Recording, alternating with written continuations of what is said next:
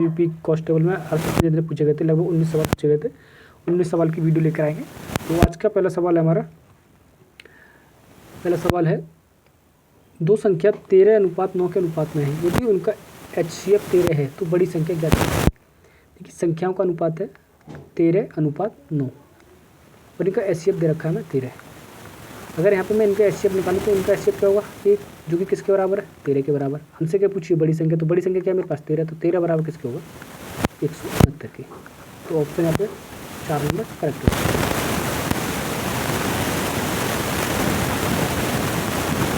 2:3 के अनुपात में यदि प्रत्येक के वेतन में 2000 की वृद्धि होती है तो नया अनुपात 40:57 हो जाता है। तो सोहम का वर्तमान वेतन क्या है।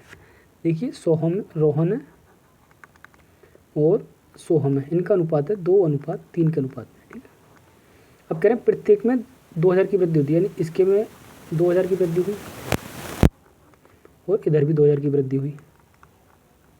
ठीक है, फिर जो अनुपात बनता है वो बनता है हमारे पास 40:57।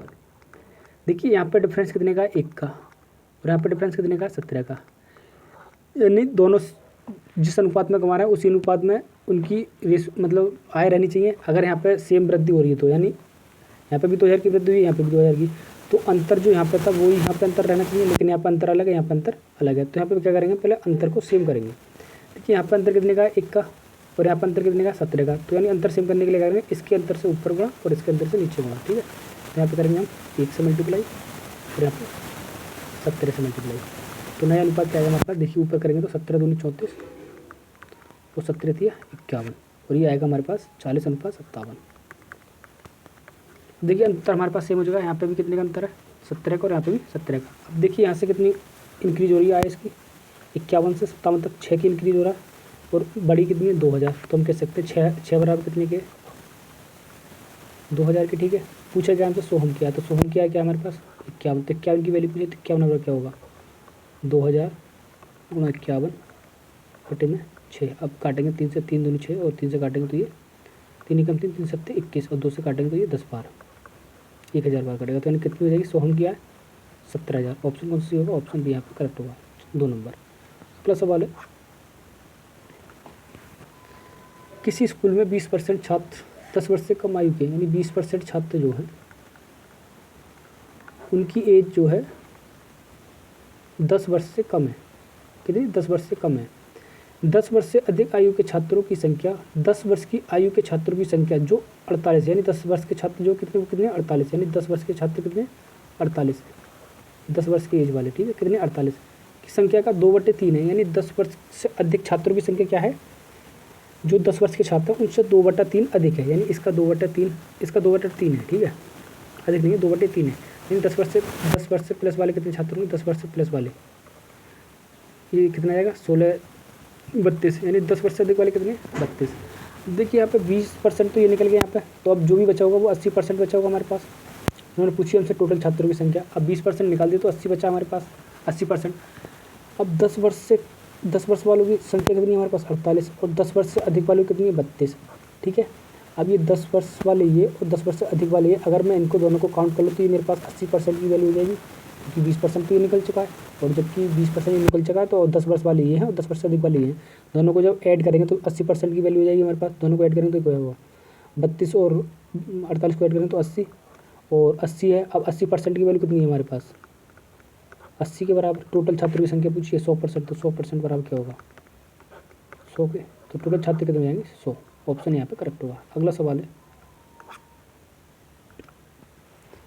एक संख्या को 119 से विभाजित करने पर शेषफल 19 बचता है, यदि इसे 70 से विभाजित किया जाए तो शेषफल क्या होगा। मान लीजिए कोई संख्या थी ए, उसे 119 से विभाजित किया तो रिमाइंडर कितना आया 19। अब बोल रहे हैं उसी संख्या को अगर 70 से विभाजित किया जाए शेषफल क्या होगा। देखिए जो रिमाइंडर आता है उसी को हम अगली संख्या से डिवाइड कर लेते हैं संख्या मान कर। अब इसे हम संख्या मान लेंगे कि हमारे पास संख्या थी 19, उसी को हम 70 से भाग कर देंगे, हमारे पास रिमाइंडर आ जाएगा। तो यानी 19 को हम 70 से डिवाइड करेंगे, कितनी बार जाएगा एक बार, तो रिमाइंडर कितना बचेगा 2। तो ऑप्शन कौन सा सही होगा 4 नंबर यहाँ पे करेक्ट होगा। अगला सवाल है, सिंप्लीफिकेशन सवाल है, देखिए कैसे करेंगे इसे।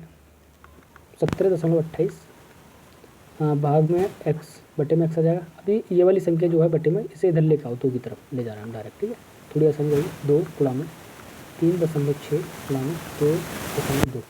अभी यहाँ से दशमलव हटाएंगे, 1 और 2 दशमलव हट जाएंगे तो यहाँ पर 2 जीरो हो जाएंगे नीचे। यहाँ से 2 के बाद दशमलव हटाएंगे तो यहाँ पे भी 2 जीरो। अभी 100 से 100 काटना, 12 3 36, 12 से काटेंगे ये 144 बार। अब 3 दूनी 6, 6 दूनी 12, 12 से 12 कटेंगे 144 बार, यानी कि 144। तो x बराबर कितना आ जाएगा हमारे पास 12। तो ऑप्शन कौन सी होगा यहाँ पे? 4 नंबर करेक्ट होगा। अगला सवाल है,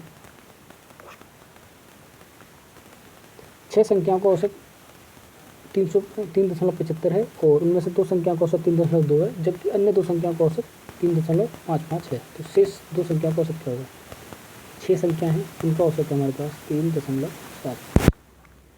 अब ये औसत है तो योग क्या होगा? योग में संख्या जितनी संख्या उससे गुणा कर देंगे तो योग निकल के आएगा। तो योग यहाँ पे गुणा करेंगे तो 6 पंजे 30, 6 सत्ते 42, 3 45 और 6 3 18 और 3 21, 6 3 18 3 22, 22 यानी 22.5। ठीक है, 6 संख्याओं का औसत आ गया, योग आ गया हमारे पास ये। अब आगे बोल रहे 2 संख्याओं का एवरेज योग कितना है? 3.2। तो इनका योग क्या होगा? 6.4। अगली 2 संख्याएँ हैं, उनका योग क्या एवरेज है हमारे पास? 3.55। तो इनका योग क्या आएगा? 2 पंजे 10, 2 पंजे 10 और 11, 2 3 6 और 1 7। अब ये इन 2 संख्याओं को ऐड करो, इन दोनों संख्याओं को ऐड करेंगे तो ये 4 संख्या हो जाएंगी हमारे पास। 4 संख्याओं का योग क्या आएगा हमारे पास? ये ऐड करेंगे तो 5 और 6 7 13, यानी 4 संख्या जो है उनका योग है हमारे पास 13.5 और 6 संख्या उनका योग है हमारे पास 22.5। तो यानी 6 संख्याओं के योग में से 4 संख्याओं का योग माइनस करेंगे तो 2 संख्याओं का योग निकल के आएगा हमारे पास।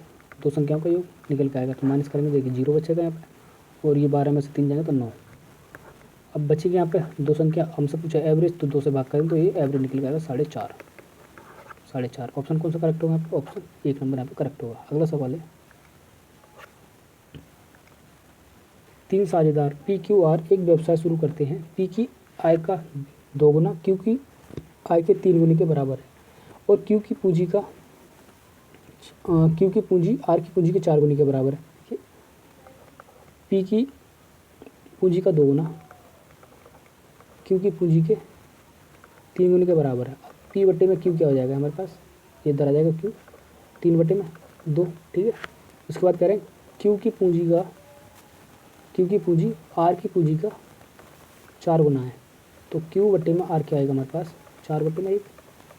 देखिए Q यहाँ पे भी है और Q यहाँ पे, दोनों जगह Q है तो Q की वैल्यू सेम करेंगे। यहाँ पे Q की वैल्यू 4 है यहाँ पे, और यहाँ पे Q की वैल्यू 2 है, तो दोनों जगह एक ही पर्सन है तो वैल्यू सेम होनी चाहिए। तो यहाँ पे 4 बनाने के लिए हम 2 से मल्टीप्लाई करेंगे तो जाएगा 6 और 4। देखिए PQR का अनुपात क्या आएगा हमारे पास? PQR का अनुपात आ जाएगा ये 6 4 और 1।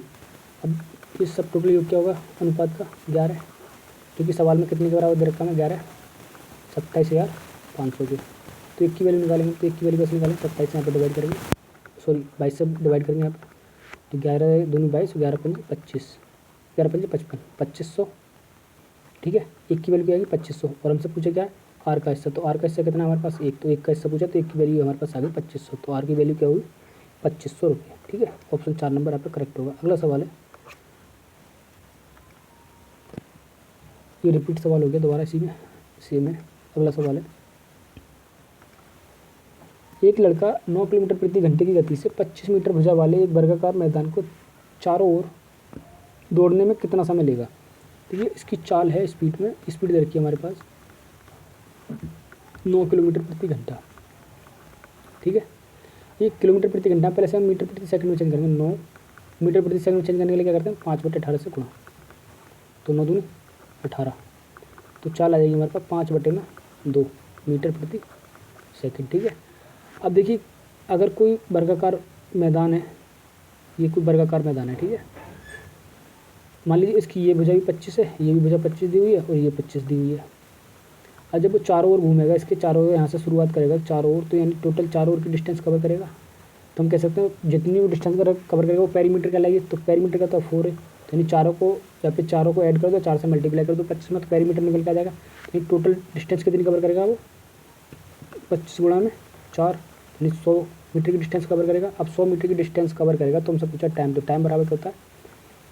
डिस्टेंस बटे में स्पीड। ठीक है, डिस्टेंस बटे में स्पीड, तो डिस्टेंस हमारे पास 100 और स्पीड हमारे पास 5/2। 5 से काटेंगे तो ये 20 बार कटेगा, ये 2 पर जाएंगे मल्टीप्लाई में तो हो जाएंगे 40 सेकंड। कितने सेकंड में कवर करेगा? 40 सेकंड में। ऑप्शन 4 नंबर करेक्ट होगा। अगला सवाल है 4 लड़के और 6 लड़कियाँ। 4 लड़कों को मैं ये लिखता हूँ, ठीक है, और लड़कियों को भी लिख रहा हूँ मैं। 6 लड़कियाँ किसी काम को कितने दिन में कर रहे हैं? 10 दिन में, बराबर 6 लड़के प्लस 4 लड़कियाँ कितने दिन में कर रहे हैं? 8 दिन में कर रहे हैं, ठीक है। अभी आगे बोला इन्होंने 8 दिन में कर रहे हैं, तो 4 लड़के और 2 लड़कियाँ उस काम को कितने दिन में पूरा करेंगे। अब देखिए पहले हम यहाँ पे एक लड़की और लड़के की एफिशिएंसी का रेशियो निकालेंगे। यहाँ पे पहले ये 2 से काटेंगे तो ये कटेगा 5 बार, और 2 से काटेंगे तो ये 4 बार, तो ये हो जाएगा 4 पंजे 20 ए प्लस 6 पंजे 30 बी बराबर 24 ए प्लस 16 बी, ठीक है। ये हो जाएगा 4 ए बराबर, अब यहाँ से ए से इधर लेके आएंगे तो एक माइनस होगा, तो 4 ए बचेगा, और ये बी एक तरफ ले जाएंगे तो यहाँ पे 14 बी बचेगा, ठीक है। तो ए और बी का रेशियो आ जाएगा हमारे पास, ए और बी का अनुपात आएगा 14:7, 14:4,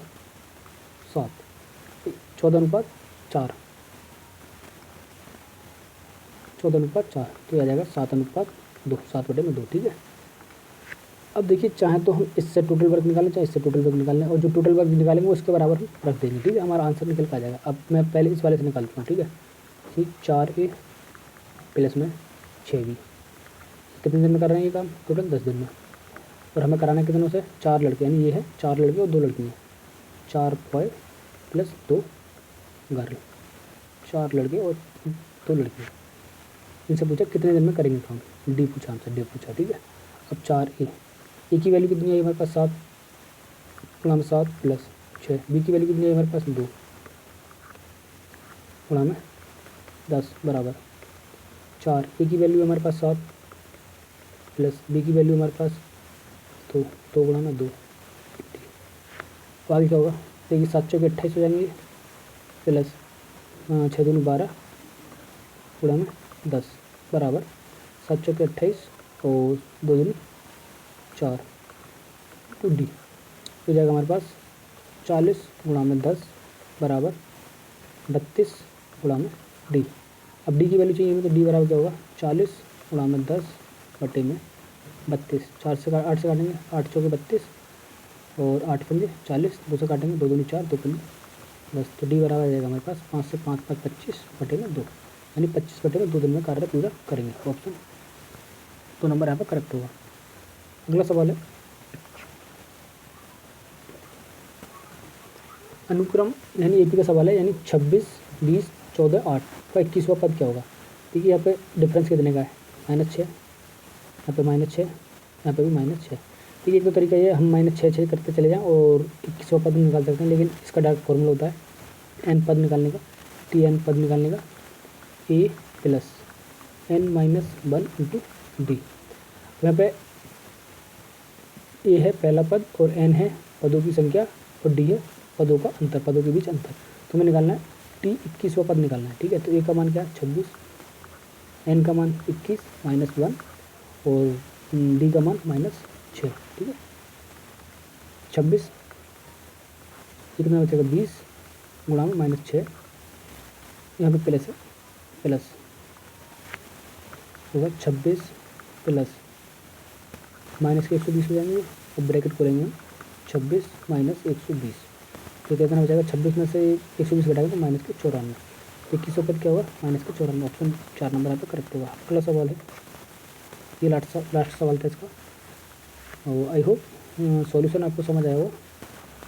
अगर आपको कोई भी सवाल में डाउट है तो आप कमेंट करें, कमेंट बॉक्स में कमेंट करें, और आपको इसके सॉल्यूशन की PDF चाहिए तो आप हमारे टेलीग्राम चैनल को ज्वाइन कर सकते हैं। टेलीग्राम चैनल लिंक आपको डिस्क्रिप्शन में मिल जाएगा, और चैनल को अगर पहली बार सब्सक्राइब जरूर करें। मिलते हैं अगली वीडियो, जय हिंद।